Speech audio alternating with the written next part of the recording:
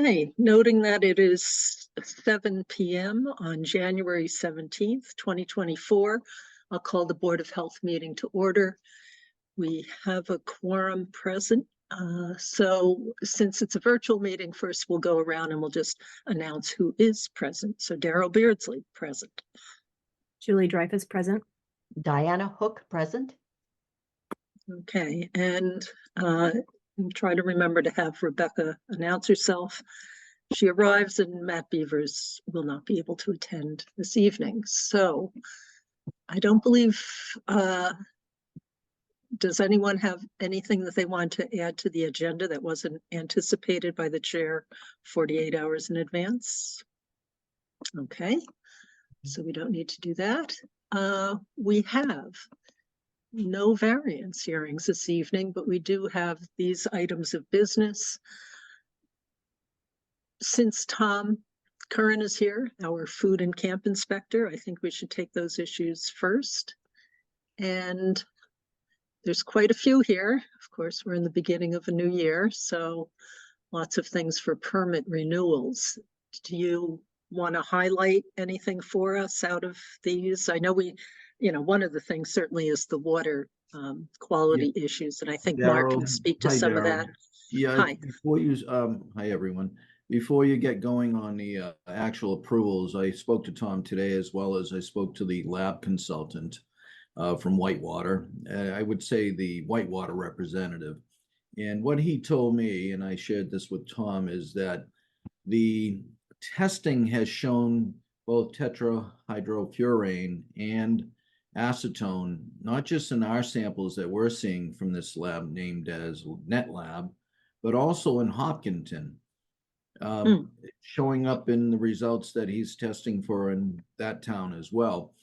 The other note he made was that the CNL Frosties, they have an actual volatile organic chemical filter, and he took the test after the filter, and the acetone and tetrahydrofurane also showed up for that.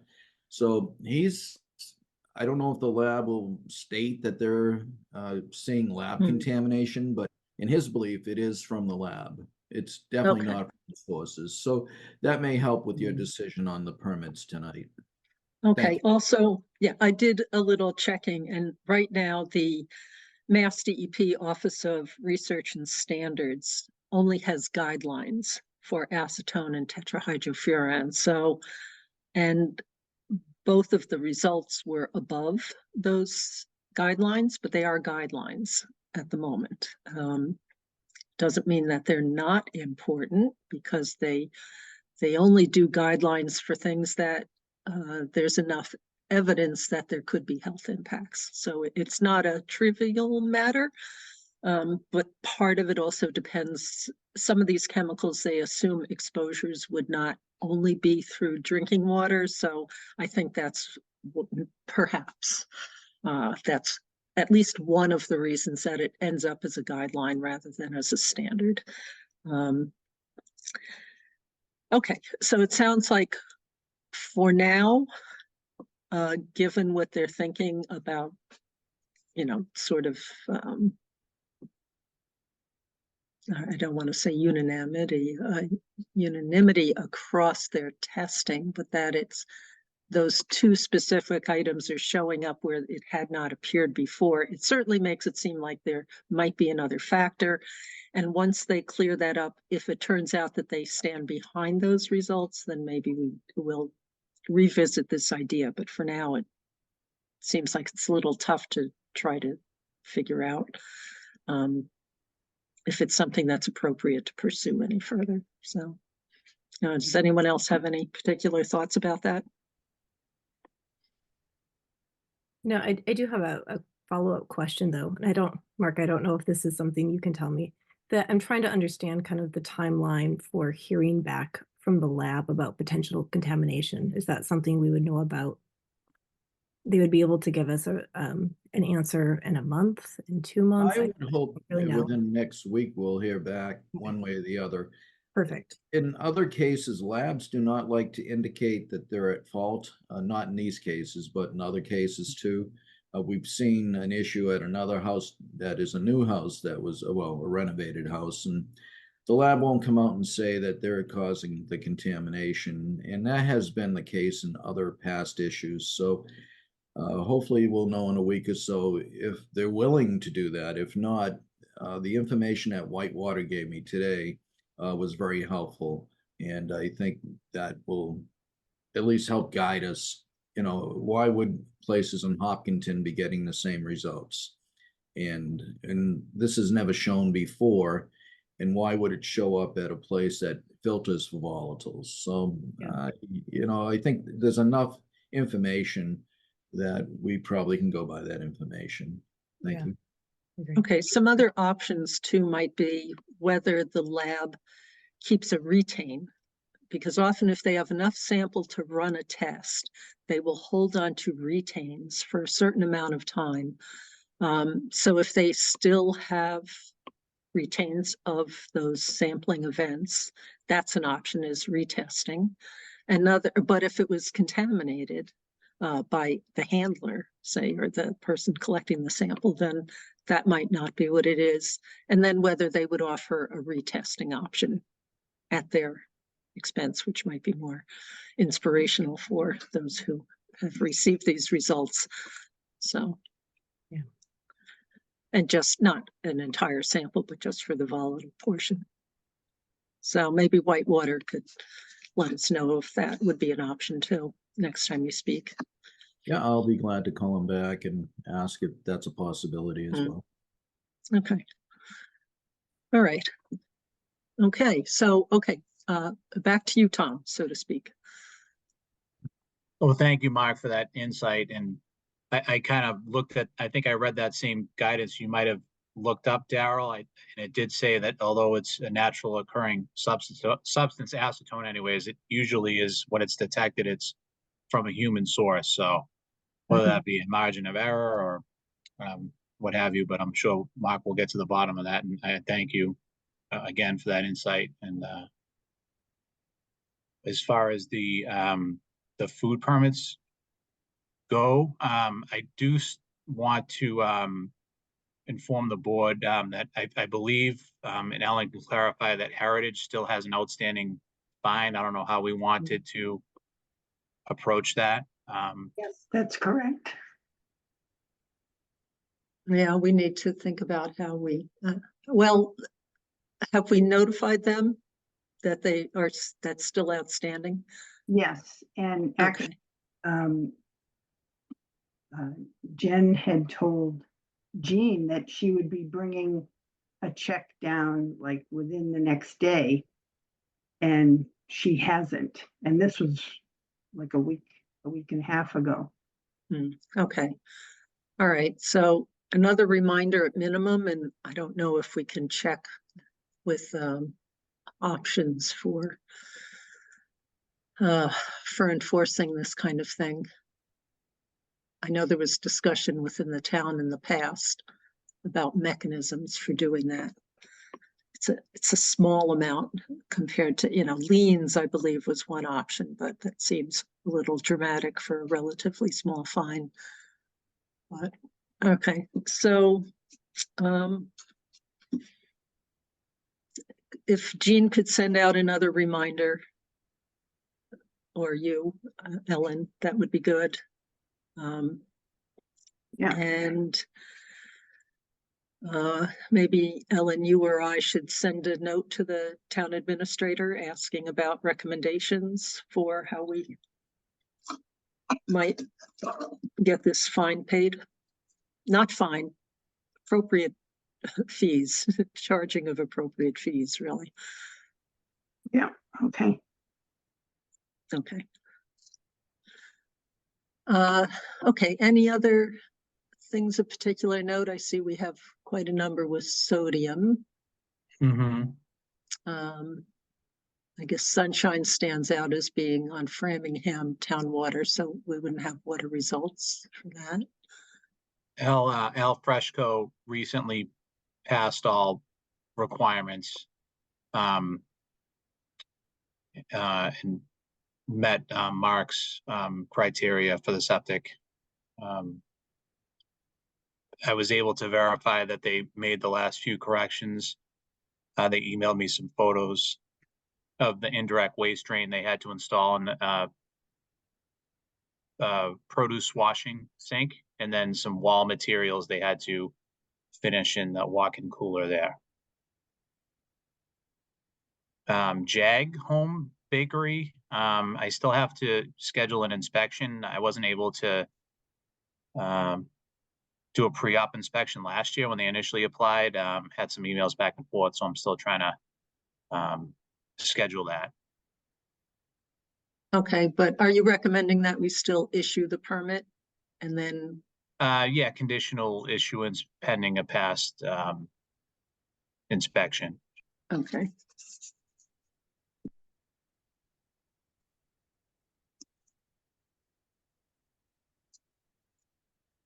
Okay. All right, so Ellen, for tracking, is it just easiest if we go through these one by one versus any kind of grouping? Like all of the sodiums together, sodium posting? Yeah, if you prefer that, whichever way you want to do. All right, then let's group them. So do we have a motion to approve the 2024 food establishment permit for Pagotini Inc., DBA CNL Frosty, for Heritage of Sherborn, for Heritage Wine and Provisions, for Pilgrim Church, and for Unitarian Universalist Area Church, conditional to sodium postings about the sodium levels, and conditional to compliance with all applicable regulations. Would you put on the conditional to payment of the outstanding fees for the Heritage? Okay, then let's amend that list, take out Heritage, and we'll do them separate and have Okay. that. Okay, so that motion minus the 2 Heritage facilities. So moved.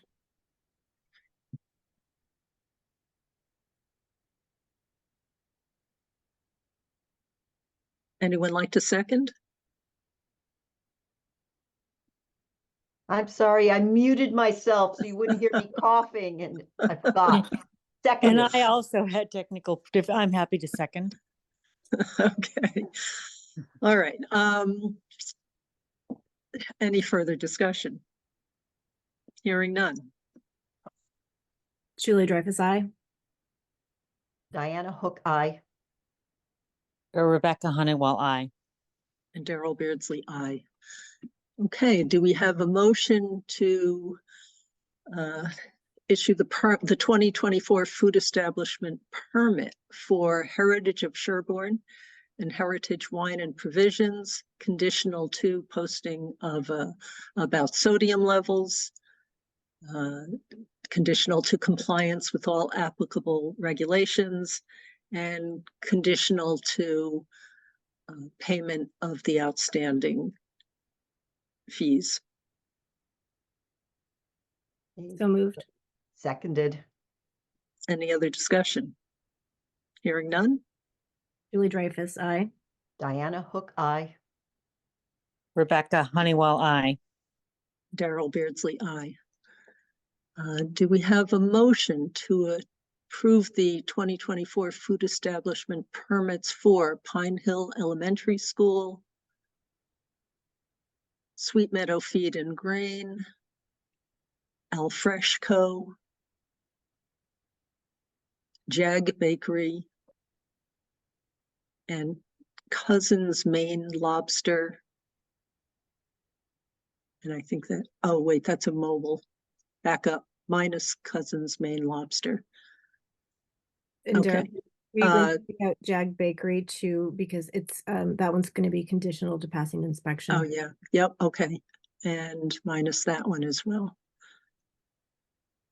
So to Okay, recap, so that motion, and then, yes, the recap, it will be for numbers 2, hold on, 2, 6, 7,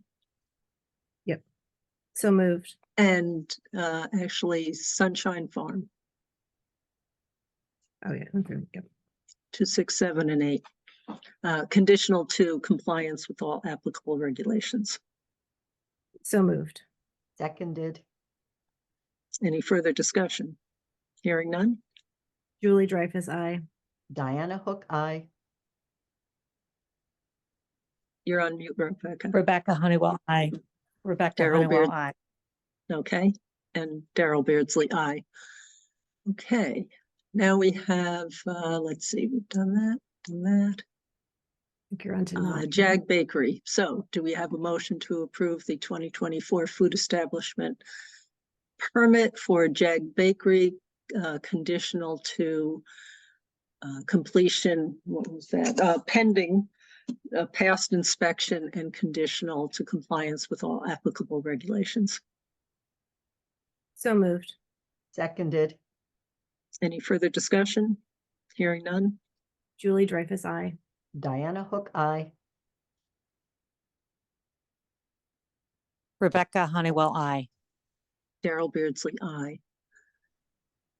Do we have a motion to approve the 2024 mobile food vendor permit for Cousins Maine Lobster, conditional to compliance with all applicable regulations? So moved. Seconded. Any further discussion? Hearing none? Julie Dreyfus, I. Diana Hook, aye. Rebecca Honeywell, I. Darrell Beardsley, aye.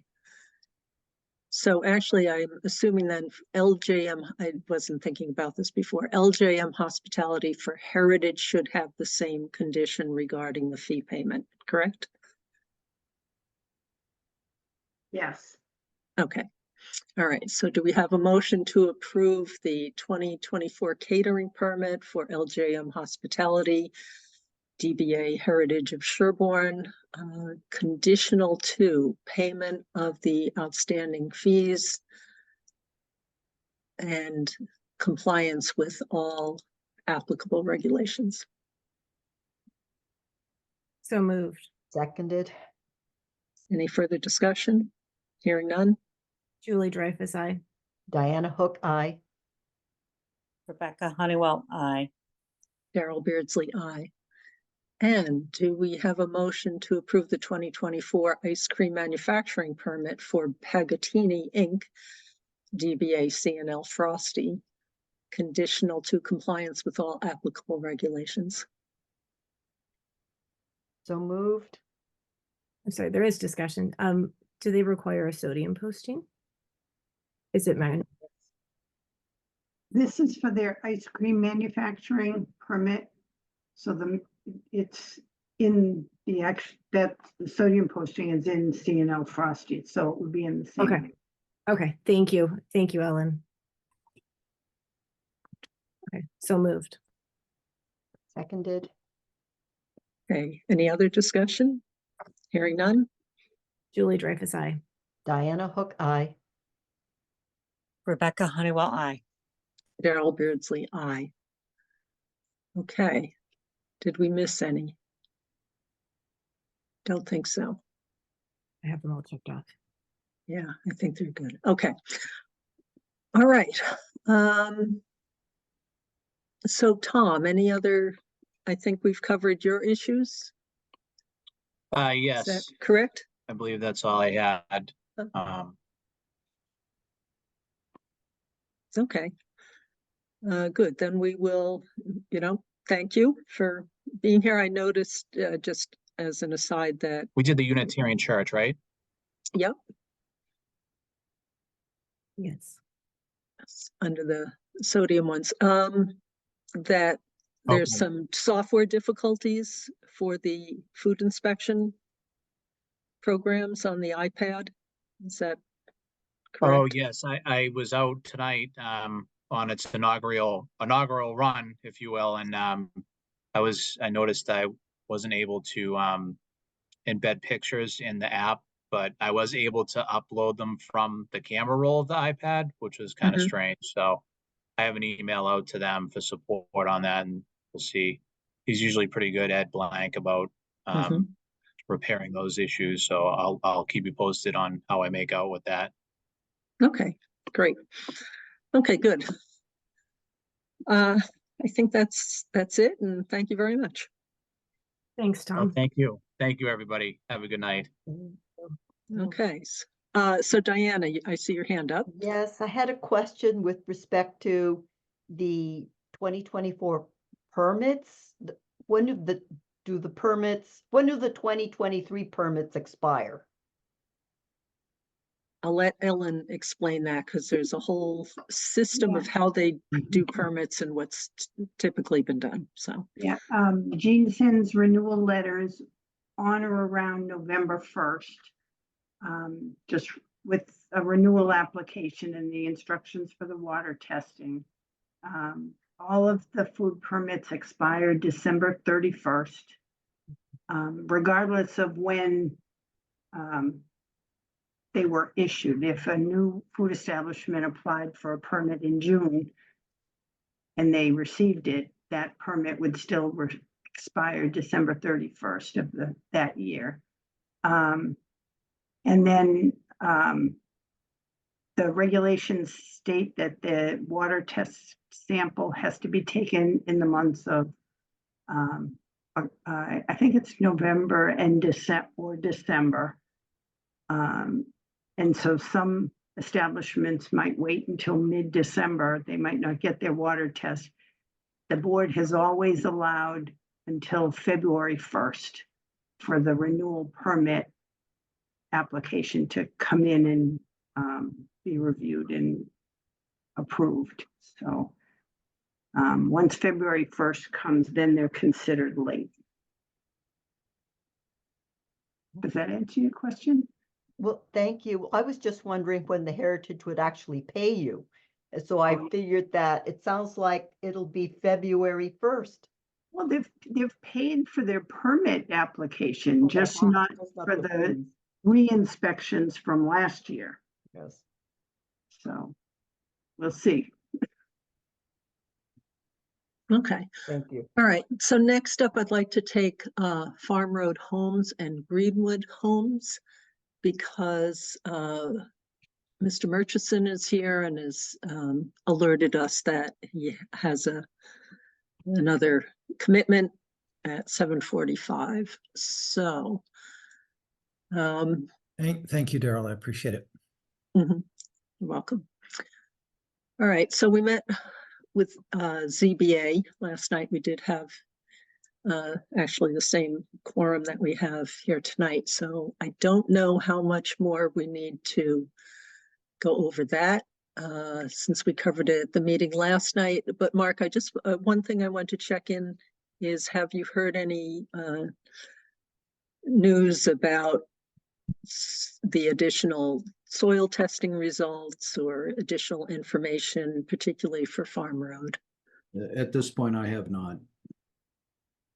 Okay, so we don't have really new information. I don't know, do any of Daryl, the, I'm happy to give you a report on the status if you like. Up to you. that would be great, thank you. The results came back. I don't know if it was, let's see, what is today, Wednesday? I don't know if it was Monday or Tuesday, but they're just back. Deshang is working on them. I talked to him today, and he indicated that he'd be in touch with Mark very soon. So Okay, they all actually right. come back in a reasonably timely way, which is great. Okay, does anyone have any, from the board, have any particular comments, things that you thought about after the meeting of last night?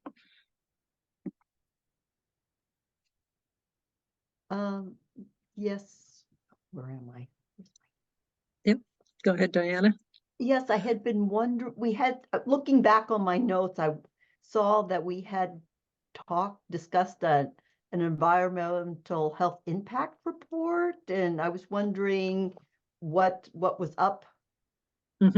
Okay, so Right, I did think we would be able to discuss that last night, but there just wasn't time within the ZBA schedule. So hold on a second, Rebecca, I think dropped off there. Let's give her a moment to reconnect. Okay, I think she's back in.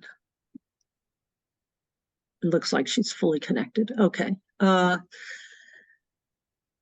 So, and this is something that, right, here's a thing for the board to think about.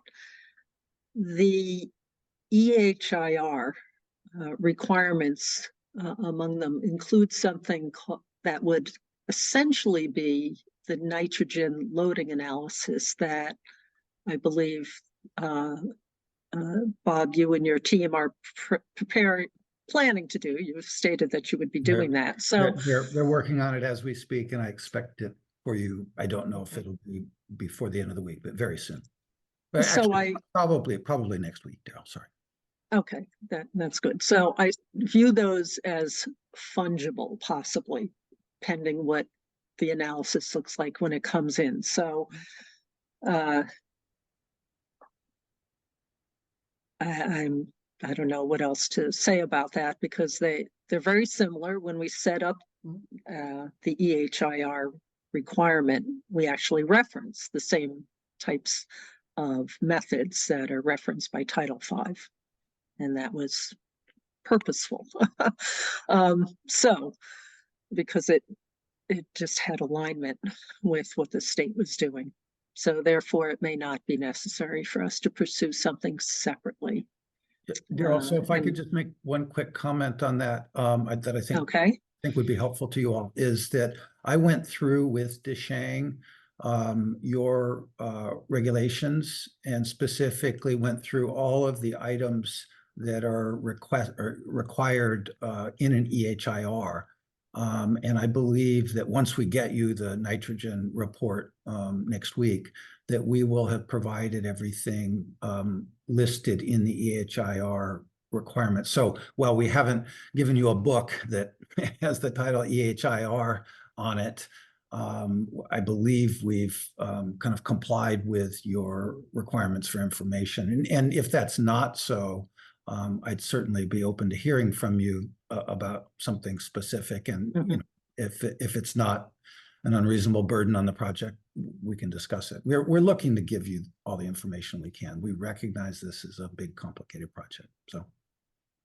Okay, good. So, and I think once that's received and Mark and the peer reviewer also has a chance to go over it, then we could get you that information if we think there's something else.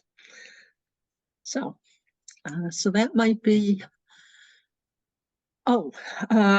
right. And I guess, again, everyone who was there last night is here tonight. So the next meeting, oh, darn, I think I closed my calendar.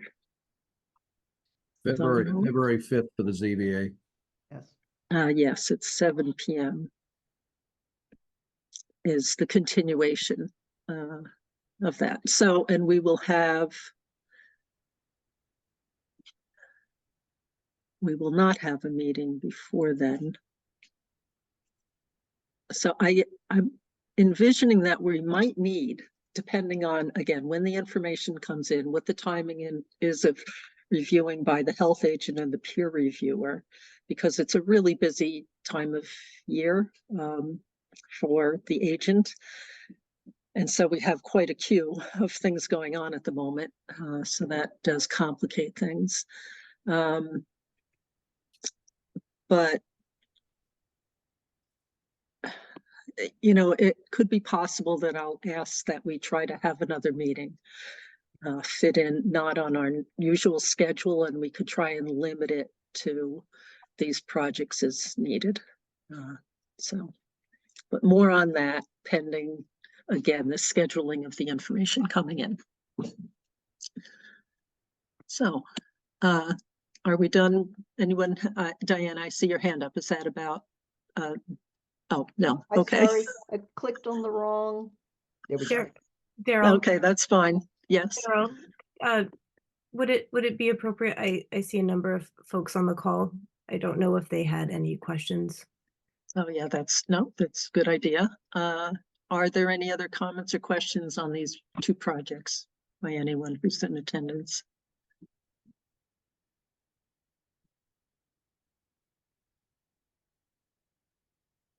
Oh, Brian? Hi, Brian Moore, 49 Farm Road. I just wanted to make sure that somehow the information that is provided, whether it's as a EHIR or in little bits and pieces to the board, are available for the review of public and their experts who might also want to look at this. Okay, so Bob, are you going to be submitting that information through the usual channel of it goes to ZBA and they're posting it on the Yeah, what I would, website? in this case, obviously, we're providing it to both you for Title V review purposes and to the ZBA for their comprehensive permit purposes. I'll send it to you all in the same email, and then typically Jeannie gets it up within a few hours onto the website. So Brian should have that available. Thank you, Bob. I believe everything we've given this board and the ZBA thus far has been posted, to my knowledge. Great, and if you could also make sure that includes the results of the recent soil testing that was done up in the field. Yeah, to the extent that's something that is what I would call readable, sure, yes. Yeah, I'm not familiar with the way it comes back, but to the extent. Take the raw data, that would be great. I will talk to Desheng and see what I can do.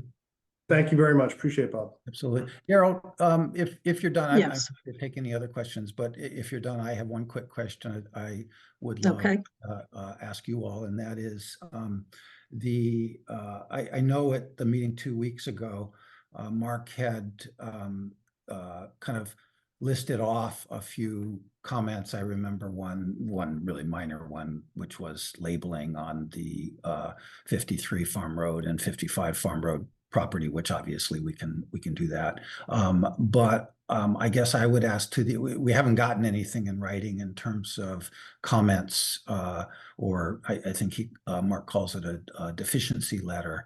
And, to the extent we can, because we're on a short timeline, obviously, with the ZBA, to the extent we can get that feedback from him and get to work on trying to correct anything that he's caught that needs to be corrected, we'd love to do that. And Okay, and I'll let Mark speak, Yeah, but I great. know that he had prepared the deficiency letter a while ago, but Oh, great, it great. seemed like more Yeah. information was about to be forthcoming. No, So he's other just than holding the- off to keep yeah, it yeah, simpler and not. The only thing that's about to come is the nitrogen loading that we just discussed. Okay, so Mark, do you think that And you you can know, always maybe- update Mark, obviously, with additional items to the extent we give you something and you have a reaction to it, of course, that's appropriate, so. So the deficiency letter and notes, because I'll add notes to it too, Sure. should be out tomorrow. We Oh, were just awesome. adding a few things, and the notes include like the groundwater mounding. We'll need to intervene with the consultant that's reviewing that, as well as the nitrogen analysis, Yep. balance analysis, and so forth. So those are some of the notes. So it'll be out as a deficiency letter for Title V requirements and notes, so that And we will can. that be coming by, is it, you can send that by email, I assume? I will send it by email to you, Perfect. your engineer, as Yeah. well as the consultant, Tetra Tech, Of who's course. reviewing it. Absolutely. And then that way you'll have it. It was ready since, let's see, today's Wednesday. It was ready since Monday, but we wanted to Okay. edit some things, Of course. we being the board and myself. So, but you should have it by tomorrow. Awesome. Thank you so much. That answers my question. Appreciate it. You're welcome. Okay. Are there any other comments from anyone on these two projects before we move on? Apologies, Daryl. One other thing, back to Greenwood for a second. Okay. That we talked about last night. And you had agreed, or I think Rick had asked and you had agreed, and I had agreed to work on a list of waivers required for the four homes at Greenwood.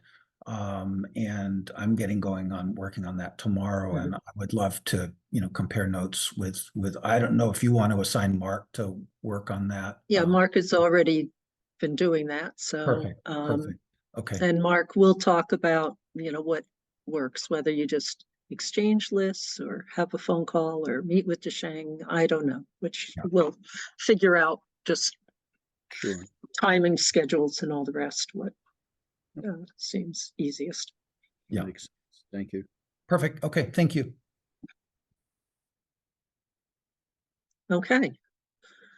All right. So we're gonna move on to, actually, is the person for 11 South Main here, Mark? I believe so. I saw Colin, the owner of the. Yes, there he is. Okay.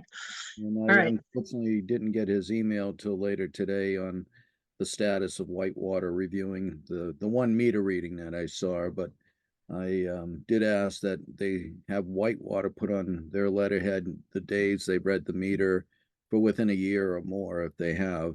And that way we can determine the water use, the actual water use at the building, which seems So that do you mean that for I'll get to you in just a moment, Colin. For the building that they want to move into, is that the one that you're talking about? Does Whitewater yes, happen to be okay, Whitewater's, yeah, they're checking a meter that is prior to the entire building. It's the entrance of the water pipe from the well. And we just need to make sure, Colin gave us some data for a year, I think from November to November.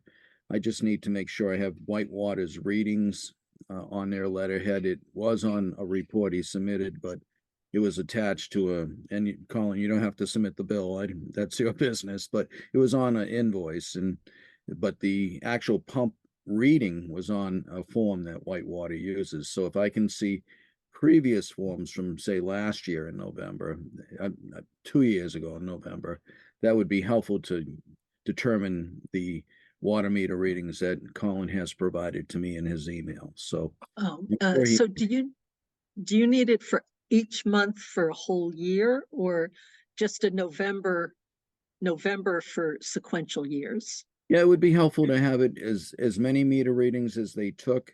It would be helpful to have that. So if there's a meter reading from November of 2022, meter reading from 2023 in November, and anything in between would be helpful so we can see if there's seasonal changes. But as I explained to Colin and I believe it might have been the people at MedSpar, that these are very helpful since the state prefers you to get actual water meter readings if you can.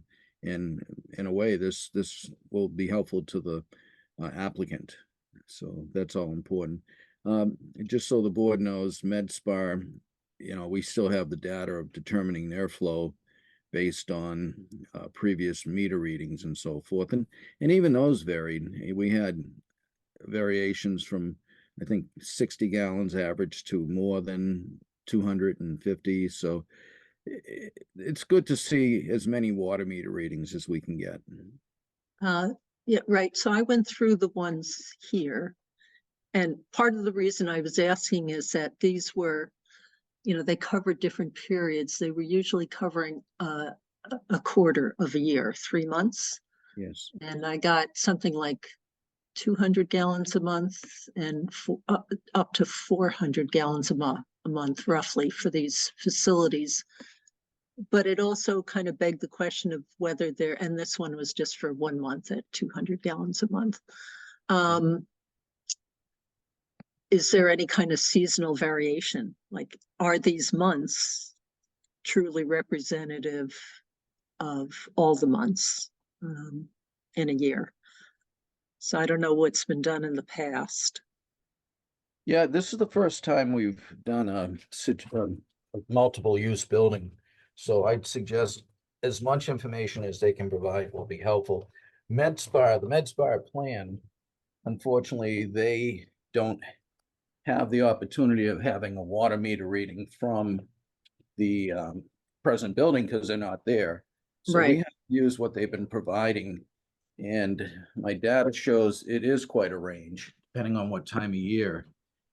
At present, MedSpar provided I think it was 51.9 gallons to 276 gallons, depending on if it was the spring or the fall. And the average was about 167 gallons, but it was actually up to 334 because you have to multiply it by 200% per Title V. Mhm. Okay. All right, so Colin, you had your hand up first, so if Sure. you I just like to- wanted Mark to clarify the page that Whitewater submits to me that has their water meter reading on it does have their letterhead, but do you want just a separate letter that states, I think the water meter readings, if it's an actual form, that's fine. I only have the one you gave with the invoice. So if you gave us data for a year, I Correct. would need to see those other water meter readings. that, yeah, I have all of them for every month. I think that I've owned the building. Yeah, But- if you could get those to us, that would be very helpful. And as I noted to you, this is actually very good to have because we don't know what the water use is for the personal training facility, but we do know per state code that a convenience store is 98 gallons per day, but Sure. having the water meter readings may help you out. So yeah, as much as you can get to me would be very helpful. So the form that Whitewater gives to me is sufficient to Yes. indicate that they did the reading and Yeah, that should be, that's a form, that's a control form. That would be fine, okay. as And I will just submit monthly ones and I mean, is 2 years okay? Yeah, as you can submit all that you want, but what I would need also, Colin, is to know what the use of that building was, if it changed in those 2 years or not. Sure. And I don't know, I know I don't know anything about the state codes for water meter usage or per type of business, but I'm just not sure if this business is what is I guess a dry business, which means none of the services provided require water and it's simply hand washing in sinks, if that is relevant or applicable to this application. Yes, it is, and the state has a formula that we have to use this is the unfortunate part, where the med spa is located right now, I believe in Millis, they don't have water meter readings, or they're sharing a building with others. So without that, we have to ask, as they've been doing, to get us water meter readings from other facilities. The penalty in that, though, not having an actual water meter reading, is that you have to multiply that use that's provided by other facilities, similar facilities, by 200%. So when they submitted their first data, the average came out to 334 gallons per day use, and that was averaging the spring and the fall from the other Watertown business. Okay. All right. So I will provide more monthly data up to 2 years.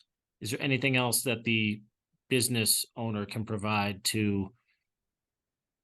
Well, those meter readings are going to be very helpful for you and for MedSpar. We're looking at the total gallonage for the septic system, and we have to take note that the septic system is 40 years old, but the total use is 485 gallons per day. So, when you get a system getting on in age, you want to make sure you monitor the water readings. And if this gets passed, I would ask the board to have a condition that the water meter readings be read when MedSpar moves in. Sure. Let's get the initial meter readings first.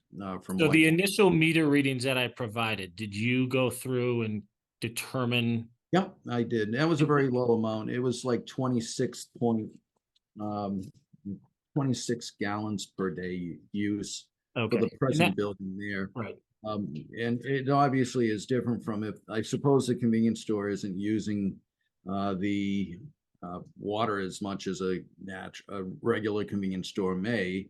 And that's, I think, just an average based on the state. But the actual water meter reading versus the 98 gallons for the square footage on that convenience store, I can check with the state once I get your meter readings and so forth. As I said, this may help you because that convenience store may not be using as much water as your typical convenience store. Sure. Okay. I will get those to you, and, follow up, I guess, off meeting line, or, and see if there's anything else that needs to happen, and hopefully determining that they can be approved. Thank you very much. Thank you. Hey, Rebecca, I saw you had your hand up earlier. Was there something, a comment or question you had?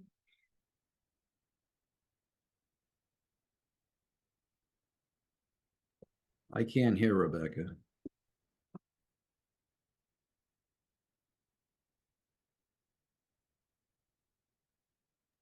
We gotta get Rebecca. I'm gonna go, I'm going to my phone. Can you hear me now? Yes. Yes. Okay. Unfortunately, I was trying to say something when the other, I'm getting feedback too. I'll move away Yes. from. You And need just to- so the board knows, okay. Collins, stay on if you can, if it's related The to other your. computer, there's obviously a problem with the speaker. So that's part of my problem. Can you hear me now? Yes. Okay. Sorry about that.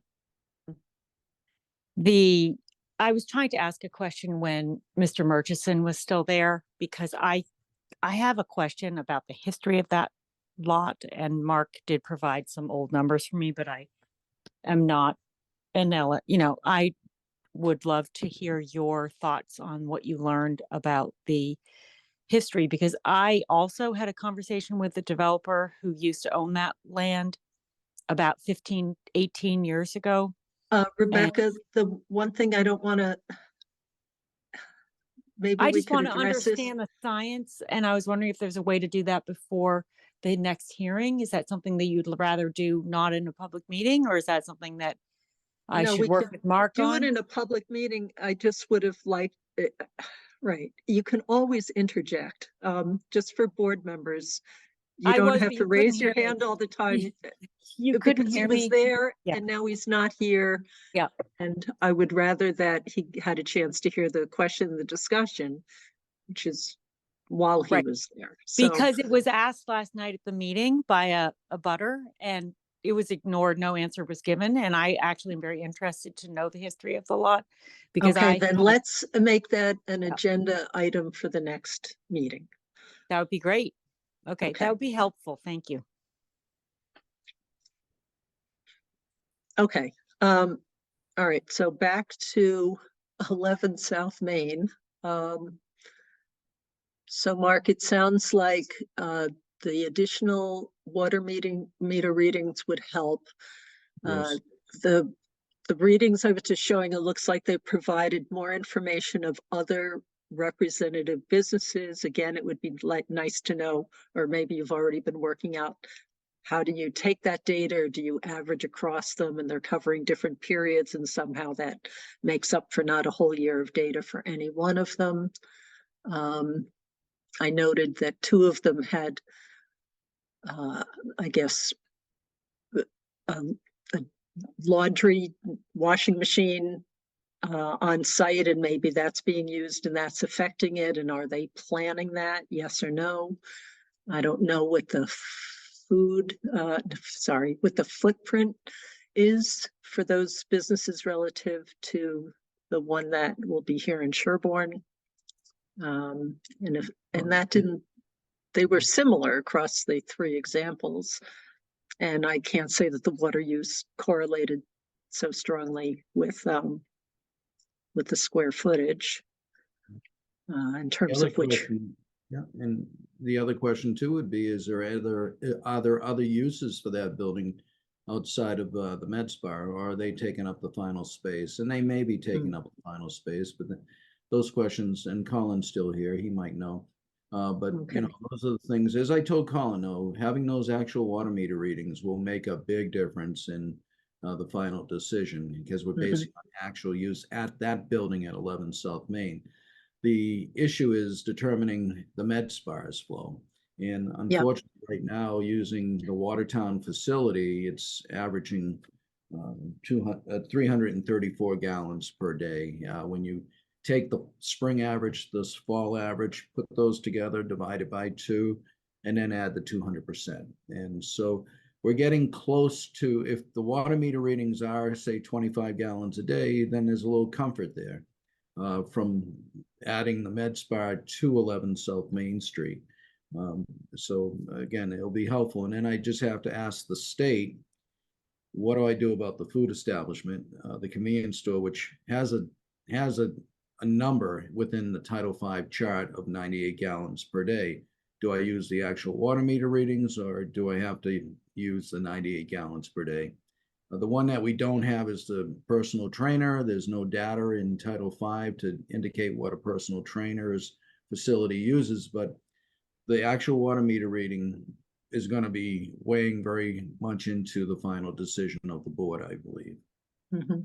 But I will talk. Okay, and I'd say too, it depends on whether, like, these last two, the Spencer, Mass, and then the Minnesota facilities are also used for reference, because they're going to come out higher, like 200% of the 213 is going to be 426. And then this one was even higher. It's a little hard to tell if that was a 5 or a 6. I think I treated it as a, I think to me it looks like a 5, which would make it 4 months. And so that's roughly not quite 400 gallons a month. So that would be 800. So And just so some everyone knows, understanding there about, whether they are going to use a washer or not. and we're multiplying any cubic feet by 7.48 gallons per cubic foot. So when they show 1,500, that's in cubic feet. You multiply by 7.48, and that's where you got your data, I believe, Daryl.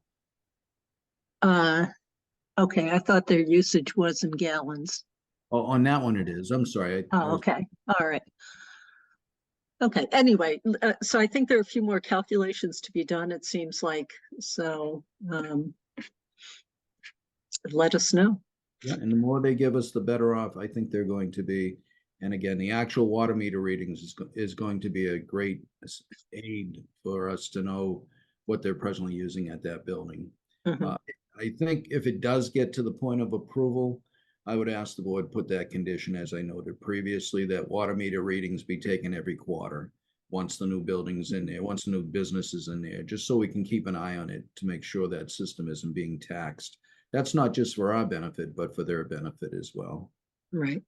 And then ironically, I got a notice of a number of environmental topics for commercial industrial topics. And one of them was about tattooing.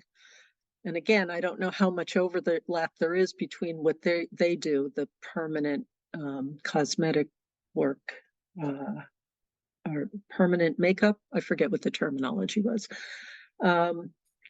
And does that overlap with tattooing? And in the little synopsis of one of these webinars, they talked about how tattooing ink is not regulated in the United States, but it is in Europe because it contains some hazardous ingredients. And so that then would beg the question, is there a chance of any of that ever going into a sink?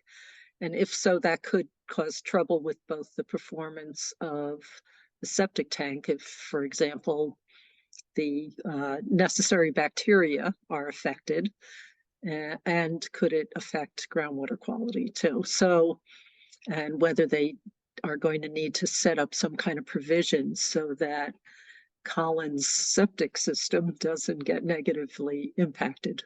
So, and that would be the same if a beauty salon moved in there for the permanents and the dyes they use. mhm. Dentists sometimes, if they're removing mercury from an old cavity, that would be the same case there. So yes, those will have to be considered as well. And I had made the note, I think you brought that up at a previous meeting, Daryl, about the use of whatever they might be using, Botox or other chemicals. And the question was, do they need a tight tank? Mm-hmm.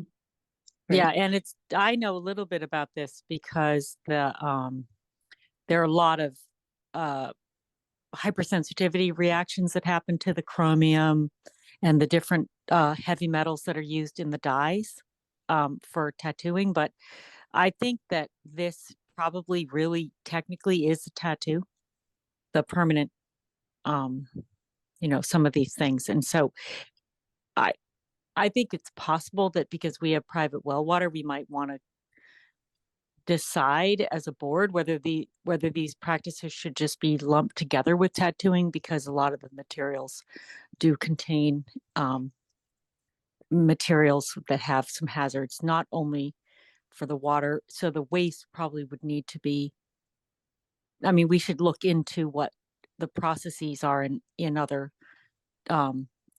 institutions that do these practices, because I am sure that there are materials that would have risks because they have risks to humans already, and they cause reactions already, than toxicities that we see in dermatology. So it's interesting.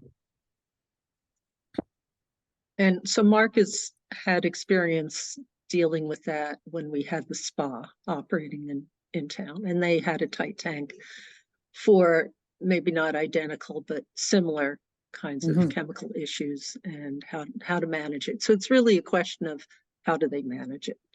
They dealt with a separate sink, and that separate sink was only used for permanent, and they could only use that sink for permanents and dyes, and that was attached to an interior tight tank that they had set up. So that's how they handled it at the spa. Okay, and Colin, do you have any questions about that? Does it make sense what we're talking about? Yeah, it makes sense. I don't know if that is separate from, is that part of the permitting process where they indicate the procedures that they use and or that are allowed and not allowed? And if it's not a procedure that's used, then it's indicated that it's not used and can't be used, and then it's really not a question. So If Mark, there's no permanent makeup, if that is not a treatment done at all by this business, is that just indicated and then, then it's not a question? Or do they have to provide any other information to indicate their list of services and how any materials that are used, or not materials, but any whatever it may be, Botox, anything used, and how those are disposed? I just want to be able to give some feedback to the business owner, even if it's a separate permitting, disclosure on what they can do to kind of move their process along. Well, I think as we move along, Spelsey, I believe, I don't have her last name in front of me, but it would be important that she submit her standing operating procedures, and that's from cleaning to the use of materials that she uses there. I believe she said she's hoping to do permanent makeup, as well as I believe they're going to do Botox injections and so forth. And so what do they do with the waste product will be a very important part of their standard operating procedures. And I'm sure she'd be willing. She's given us some information on that already. So yes, that's something that if she's planning to do other procedures as well, but all that's going to be needed prior to a decision being made on this process, on this business, I should say. What might be helpful, I recall her mentioning that they were somewhat dry processes where they weren't generating wastewater. They typically don't dump things down the drain. So it might not be a large volume, and it may be something that's easily, perhaps with the Botox, like sharps, having a sharps container, any residual Botox is in with the sharps and it goes into a special container for special disposal, which is a well-established procedure already in the regulatory realm. So, and if likewise the tattooing-like activity also isn't something that gets washed away, but could just be disposed of separately and kept out of your septic system, then that might be the approach, and it might be what they do already. So we just need some more information from them. And she did give us an update back on December 5th. She did say that As a med spa, we will be offering injectables like Botox and fillers, medical weight loss and lasers. She said what they'd like to add is permanent makeup to the business, and that was in one of her communications on December 5th. All right, well, I will follow up with her on that and any standard procedures for that type of process, but I do have to leave now, so Mhm. if there's anything else, let me know, but I do need to step off of the call now. Very Okay, well, thank you. And Thank you. Colin, I'll be waiting for those additional water meter readings. If they're on an official form, that should be sufficient. Sounds good. Okay. Back to the agenda. All right. Okay, we rolled in the water testing of food establishments to the food permits. Opioid funds. So I think we discussed this a little bit at a prior meeting, that there are funds available. I have to say, I do have something I did want to share. Just a moment.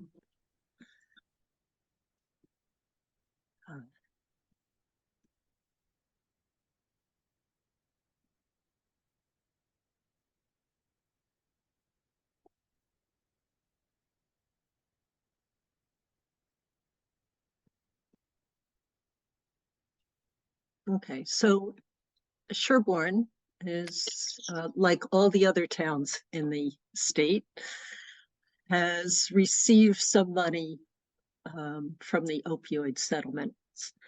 And that money is given to the towns. Sherborn has already received it. I forget what the exact number is, but I think it's in the neighborhood of 20,000, very, very roughly. And there might be some more money coming in the future, but that's what we have thus far. There are a lot of things already set up, and resources and guidance from the state on what are options of what a municipality can do with that money. What are also things that you can't do with the money. We have raised this issue with the Charles River Health District, our shared services group, and whether we might pursue this jointly with them. There's also the option of pursuing this jointly with Dover if we want to look at doing programs through the schools somehow and go through the school district. So we don't have to decide anything on this now. I just wanted to point out that there is this information. Let me just go back to the top. So this is right, mass.gov, and they have this special page for all of this. I want to highlight a few things. Guidelines for how the money may be spent. It is supposed to be oriented towards opioids, but elsewhere in the discussions, it also talks about behavioral health, disorder programming and services, other kinds of substance abuse issues could be included. Doesn't, unless something has changed. My understanding is it doesn't have to be entirely related to opioids. There can be, or some of those things might relate to other substance abuse anyway. This intermunicipal agreements that could be, again, going through the shared services program that we're participating in. Some rules and regulations. Okay, so there's already free harm reduction opportunities for the towns. For the, how do you say that? Naloxone? Okay, yeah, that's great. For acquisition of that, for test strips, there are reporting requirements for municipalities, but we fall below the threshold for that kind of reporting. So that won't be an added task for us. I don't know what happens if it's through the shared services program. perhaps the staff of the shared services will be able to address the reporting. We can find that out as we get further down. Everyone's just kind of not everyone, but we are just starting to think about this. And the other towns that Medfield, Dover, and Needham are also in early stages as well. So nothing finalized. Okay, so information is available both for the public to review and again, there are just lots of these different resources available. We already have this medication disposal and destruction program ongoing with the collection container that's set up in the police station right next to our sharps and syringe disposal collection. So that's something that we could look into, and whatever costs might be incurred right now by the town, perhaps it could be paid for using those funds. That might be an option. So another reason I brought this up, here's the and other substance misuse prevention. Again, there's just lots of information out there for municipalities to use as they chose. I'm wondering if there's anyone who's particularly interested in this topic who might know about opioid abuse and other substance abuse, and who would be interested in just thinking about these topics. And whenever we're ready, either to work with Dover, to work independently only as Sherborn, or to work through the shared services. Does this topic grab anyone? You don't have to answer tonight, but if you want to think about it. I'm very interested in this topic. And I think it's really relevant. And I also feel like it'd be really nice if we could use these funds towards maybe a public education campaign, or something could be used in the the public school system about, but we could also include other things that are becoming, we're having increasing data, for example, of the dangers of marijuana use, and that's and vaping, which are incredibly common in children, but they're basically creating addiction in other capacities, and maybe some of those monies could be used in those efforts. And I would definitely be interested in that, in this subject. All right. And so I'm just going to ask you two, Diana, since I know you're not necessarily in this exact field, but I was just curious if this is something that you have experience or interest in. Some interest, yes. I mean, experience, hey, the kid across the street from me here in Sherborn died of a heroin overdose. So yeah, I do have a connection, and I would be interested in looking to see if there's something we could do with the schools for prevention. Okay, and I'll just let you know, you and Rebecca know too, that Dover last year, when we were talking about whether these funds were starting to roll into the towns, in meeting with Dover, we talked about approaching the schools, and I believe that the Dover Board of Health chair already made contact with the regional schools to talk about it. I don't think anything has been decided yet, but there was interest there. So those are all opportunities. So I don't have too much more to add on this now, though, but it is on the horizon. Sorry. No, go ahead. Oh, I was saying that in my past, I've worked in multiple drug rehab centers with these patient populations, and it's really, really difficult. And so I might be able to bring some of that to the table as well. Okay. All right. I had two questions. Mm-hmm. One was, I'm just trying to discern, are we advising the town on how to use these, or are we the sole discretionary body deciding how they are used? In the last meeting that Ellen and I had with the town administrator, we were told that they were looking to us to do something with those funds.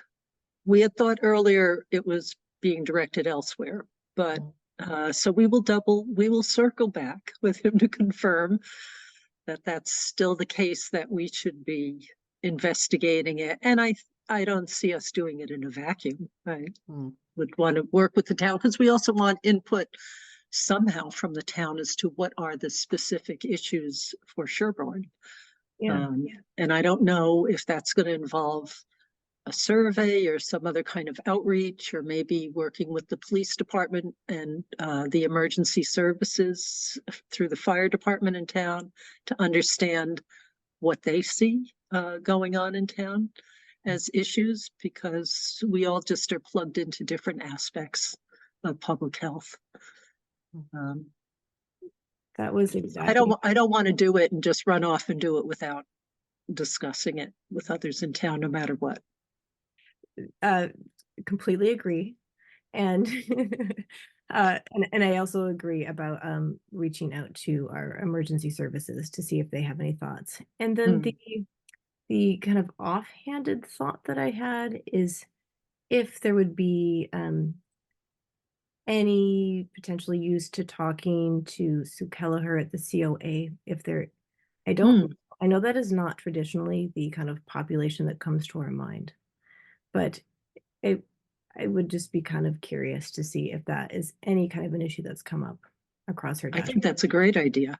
Well, Right. it's definitely a problem in all demographics. Exactly. And so, I mean, we can talk to, I think we should talk to everybody involved closely with the different populations. We could do counseling. I mean, I kind of like the idea of the Board of Health expanding to other aspects of public health, because it is public health. And, you know, anyway. Agreed. Daryl, what do you see as next steps? I mean, would you be first clarifying with the town administrator as to the usage of the funds, or should we proceed with contacting the COA and the police, fire to get some background information?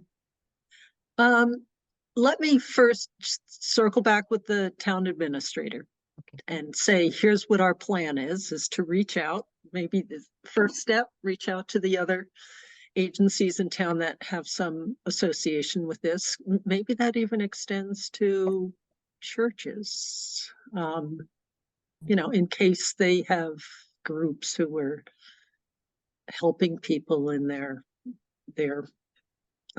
congregations or whatever.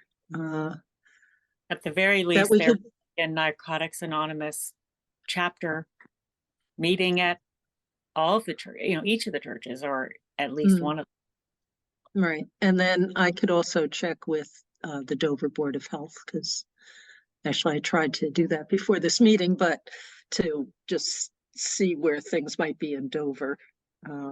And if they've had any more communication with the schools since the initial inquiry about potential interest. So, all right. So town administrator, step one. Okay. Assuming that is still on track, then we could start reaching out and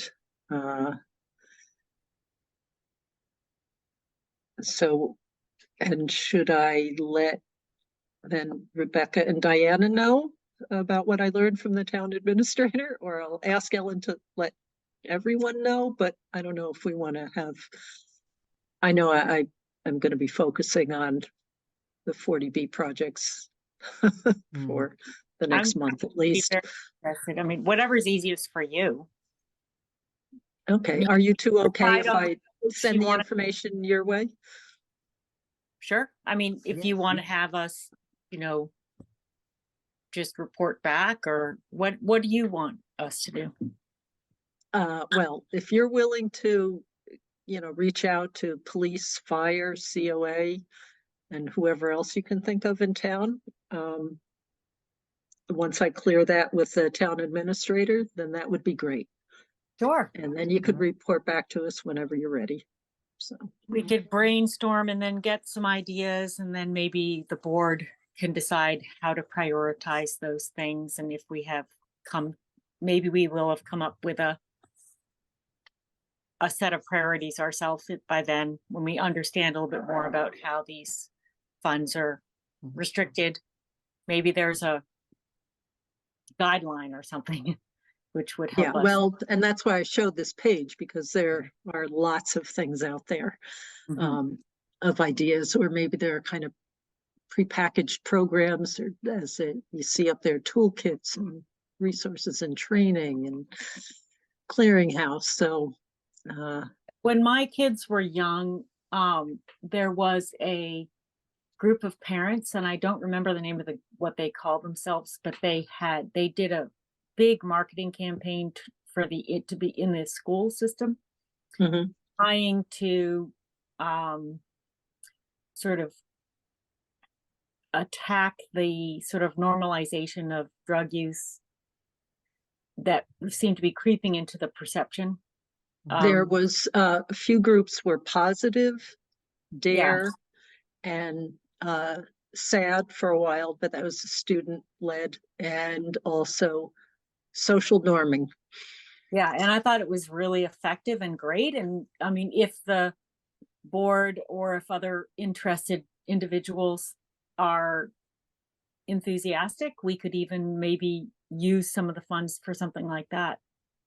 Yeah, I think that, right. No, my child received, and we received similar information. The social norming, I thought, was one of the more powerful ones, because instead of kids feeling like they were the only ones who weren't doing drugs and everyone else was, when they surveyed the kids anonymously, it was, overwhelmingly that most kids were not. So, it's a good message to get out. I believe the current network is called SPAN, DS, SPAN being an acronym for Substance Prevention and Awareness. So we should reach out to them too.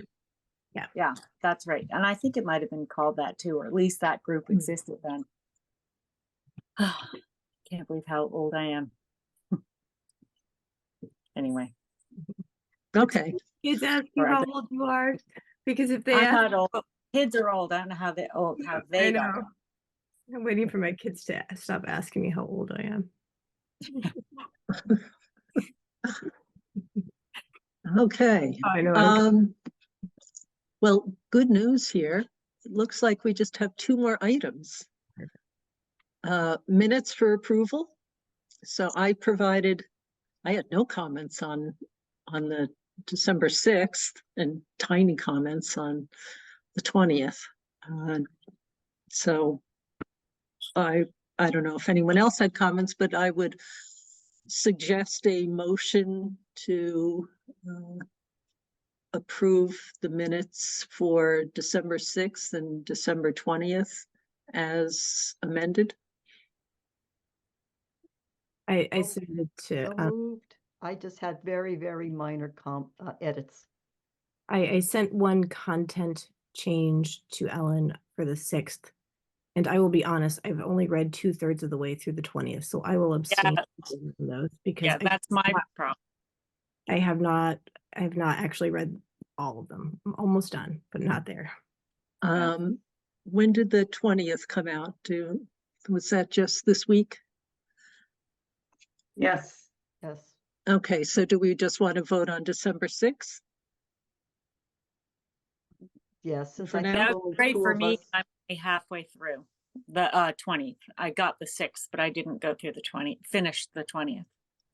All right, then let's do December 6th. So do we have a motion to approve the December 6th minutes as amended? That's so moved. Seconded. Any other discussion? All in favor? Julie Dreyfus, aye. Diana Hook, aye. Rebecca Honeywell, aye. Darrell Beardsley, aye. And agenda items for the next meeting, certainly we're going to have Farm Road and Greenwood homes on, and maybe we'll have an opioid update, but let's wait and see, how things go. And then just let Ellen know And there is the week before that next meeting. So, there is a variance hearing that night too, okay. The date And- of the meeting? February 7th. Thank you. So the next, then this is, it looks like the Farm Road and Greenwood Homes hearings are extended possibly to early March or to the end of February. Yeah, February, But that was for Farm Road homes. They didn't mention that for Greenwood. yeah, I thought they did later on, and I thought they included it. I think they said that Greenwood started later, and so that there was roughly a month left in the 180-day period. Yes, Not I clear that I they needed recall an extension. Yeah, and they, something like that also. and they Like a 40 extended Farm Road homes to March 1st. Exactly. the okay. 45 days. Yep. So, all right, I'll try and think about whether we need another meeting before the next ZBA meeting, which, I will, have it on my calendar. So my goal is to attend. But in terms of having the write-ups, because now we're getting down to the wire on information, been kind of waiting to finalize some sort of write-up, particularly for Farm Road Homes, which is much more complicated, until we had all the information, because otherwise, things kept dangling at paragraphs that couldn't conclude because we don't have the final bits of information. And so I have a feeling we're going to want to discuss that at the February 5th meeting, since we don't currently have a second meeting scheduled in February. So that would be the time. So that means, yeah, it's going to be a little tight perhaps, but Okay. so. I am not going anywhere in February, which makes me really sad. Okay. Well, if you Well, can I have availability. I don't know. I suspect other people don't live on the school schedule on this board, other than Matt. so, well, if you can call going to a Board of Health meeting going somewhere, then does that make you feel better? If I can take my coat off and feel the sunshine, then okay, but I don't think Oh. that's it here. All right, well, I can't promise that, but And okay. for Let's see. Greenwood, Daryl, I will say that I did start to write up the motions, the conditions, and the comments that we have, particularly regarding the garbage grinder. I asked a question yesterday about the deed recording, since we have not done a room count, but so there is a rough draft of at least that content that I have, but I do need to check in with Mark or meet with Mark to be able to it would save a lot of time to hear all of the local waivers that are being sought. He's already tracking. Yeah, and so Mark, if you can, work on the list explicit, even though we've discussed them, as we've kind of gone through some of the plan reviews, but just so we know what we are explicitly, what our recommendations are to ZBA about which waivers to grant or not grant. We'll work on that, and feel free to reach out to me as well. Okay, right, because the documents from the beginning submittals for Farm Road and Greenwood basically just ask for waivers to all of our regulations. I don't remember a lot of granularity to specifically what they were asking for waivers for, and there may have been updates in between, but that's my recollection, is it was essentially everything. And in the end, though, Greenwood did not avail itself of taking every possible waiver. So that's where I'd like to get that focused and precise.